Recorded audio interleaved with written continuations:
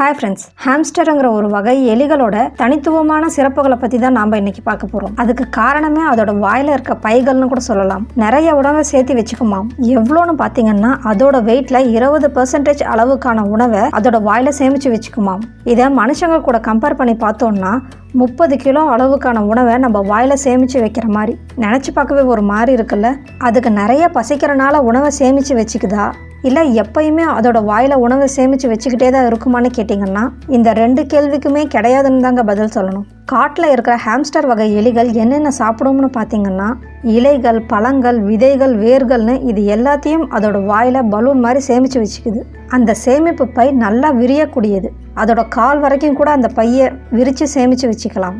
எப்படி நம்ம சாப்பிட்ற உணவு முழுங்குற ஃபோர்ஸ் மட்டும் இல்லாமல் தொண்டையில் இருக்கிற அசைவுனால் உள்ளே போகுதோ அதே மாதிரி ஹாம்ஸ்டர் முழுங்குற உணவும் அந்த தொண்டையில் ஏற்படுற அசைவும் இந்த பையில் ஏற்படுற அசைவும் அந்த உணவை கடைசி வரைக்கும் எடுத்துகிட்டு போகுது. அது தொடர்ந்து சாப்பிட சாப்பிட கொஞ்சம் கொஞ்சமாக சேர்ந்துட்டே வருது. இதில் குறிப்பாக கவனிக்க வேண்டிய விஷயம் என்னென்னா ஒவ்வொரு 2 மணி நேரத்துக்கு ஒரு தடவை இப்படி அதோட வாய் நிறையிற அளவுக்கு ஏதோ ஒரு உணவை கொறிச்சோ இல்லை அப்படியேவோ அந்த பைக்குள்ளே தள்ளிட்டே தான் இருக்குமா. ஆனால் பகலில் இப்படி வெளியே வந்துட்டே இருந்தால் மற்ற உயிரினத்துக்கு இந்த எலிகள் கண்டிப்பாக உணவாகிடும். அதுக்காகவே இரவில் மட்டும்தான் சாப்பாடை தேடி போகுமா. அப்படி நைட் அது எடுத்துகிட்டு வந்த உணவை மண்ணுக்கு அடியில் இருக்கிற அதோட பொந்தில் சேமித்து வச்சுக்குமாம். அது சுமார் எவ்வளோ இருக்கும்னு நினைக்கிறீங்க? ஒரு சில டைம் நம்ம யோசிச்சு பார்க்க முடியாத அளவுக்கு கூட இருக்குமாம். சுமார் 90 கிலோ உணவு அந்த பொந்துக்குள்ளே இருக்கும்னு சொல்கிறாங்க. இந்த அளவு சேர்க்கறதுக்கு முக்கியமான காரணம்னு அவங்க சொல்கிறது என்னன்னு பார்த்தீங்கன்னா ஃபுட் ஆர்கனைசிங். அதாவது புரிகிற மாதிரி சொல்லணும்னா 4 துணியை கசக்கி வைக்கவும் மடித்து வைக்கவும் வித்தியாசம் இருக்குல்ல. மடித்து வச்சா 2 துணியை எக்ஸ்ட்ரா கூட வைக்கலாம். அந்த மாதிரி அது சாப்பிட்ற உணவை அப்படியே அந்த பைக்குள்ளே தள்ளுறதில்ல, நாக்கில் சுழற்றி பொசிஷன் மாற்றி மாற்றி அதோட உணவை சேமித்து வைக்குது. இதனாலேயே அதால் நிறைய உணவை சேமிக்க முடியுதுன்னு சொல்கிறாங்க. காலையில் பூரா தூங்குது, இல்லை அது சேமித்து வச்ச உணவை மட்டும் சாப்பிட்டுட்டு வெளியே வராமல் இருக்குது. நைட் பூரா உணவை சேமித்து வைக்கிது. ஸோ இயற்கையாகவே அது சுறுசுறுப்பாக இருக்கிற நேரம்னு பார்த்தீங்கன்னா நைட்டு மட்டும்தாங்க. சரி, இவ்வளோ உணவை சேமித்து வச்சுருக்கு, இவ்வளோ உணவையும் சாப்பிடுமான்னு கேட்டிங்கன்னா கிடையாதுங்க. அதுக்கு காரணம் இந்த வகை எலிகளுக்கு முன்னாடி இருக்கிற 2 பற்கள் வளர்ந்துட்டே இருக்குமா. அது வாழ்நாள் பூரா அப்படி இது எதையோ ஒன்று குறிச்சிக்கிட்டே இருக்கிறது மூலமாக அதோட பல்லை அதுவே ட்ரிம் பண்ணிக்கும்னு சொல்கிறாங்க. அதாவது ஒழுங்காக வச்சுக்கும்னு சொல்கிறாங்க. அதுக்காக தான் அது கடிச்சிக்கிட்டே இருக்குது. இந்த வகை உயிரினத்தெல்லாம் ரோடண்ட்னு சொல்கிறாங்க. ரோடண்ட்னா என்னென்னு பார்த்தீங்கன்னா எலி வகைகள், முள்ளம்பன்றி, முயல் இதெல்லாம் தான். அதுக்கு என்ன காரணம்னு பார்த்தீங்கன்னா அதுக்கு கேனன் டீத் கிடையாது. நமக்கு இருக்கிற மாதிரி கோரை பற்கள் கிடையாது. அதோட வாயில் பலூன் மாதிரி 2 பக்கமும் இருக்கிறத உணவு சேர்க்கறதுக்கு மட்டும்தான் பயன்படுத்துமான்னு கேட்டிங்கன்னா ஒரு சில வாட்டி அதோட குழந்தைகளோட பாதுகாப்புக்காக அதோட வாய்க்குள்ளேயே வச்சுக்குமாம்.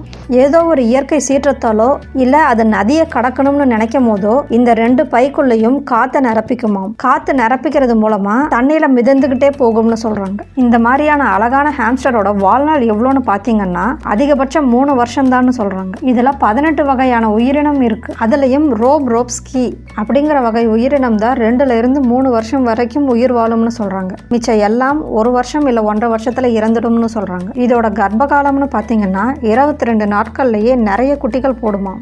ஆனால் மோசமான விஷயம் என்னன்னா நிறைய குட்டிகளை அதுவே சாப்பிட்ருமாம். இதில் சயின்டிஸ்ட் ஆச்சரியப்பட்டு சொல்கிறது என்னன்னு பார்த்தீங்கன்னா அந்த குழந்தைங்களை நாமளே எடுத்துட்டோன்னு வச்சுக்கோங்க, அதுக்கிட்ட ஒரு 5-6 குட்டியை மட்டும் வச்சுருந்தோம்னா அது எதையும் சாப்பிடாதான். இதுக்கு விஞ்ஞானிகள் கருத்து என்னன்னு பார்த்தீங்கன்னா 4-5 குட்டிகளை மட்டும் நல்லா ஹெல்த்தியாக உருவாக்கணும்னு அது நினைக்குதுங்கிறது தான். ஆக்சுவலாக இது பாலூட்டிகள். ஸோ அதோட பாலால் 4-5 குட்டிகளாக இருந்தாலும் 4-5 குட்டிகளையும் நல்லா ஹெல்த்தியாக ஆரோக்கியமாக வளர்த்தணுங்கிறது தான். இதனால தான் இந்த ஹாம்ஸ்டர் வகை இனங்கள் அழியாம இன்னும் நல்லா இருக்குன்னு சொல்றாங்க. ஆக்சுவலா ஹாம்ஸ்டருங்கிறது இப்ப எல்லார் வீட்லயும் வளர்க்குற செல்ல பிராணி ஆயிடுச்சு. ஆனா நிறைய பேருக்கு தெரியாதது என்னன்னு பாத்தீங்கன்னா ஒரே ஒரு ஹாம்ஸ்டரை மட்டும் வாங்கி கூட நீங்க வீட்டுல வச்சுக்கலாம், அது இறக்குற வரைக்கும் கூட. காரணம் அதுக்கு தனிமை ரொம்ப பிடிக்கும்னு சொல்றாங்க.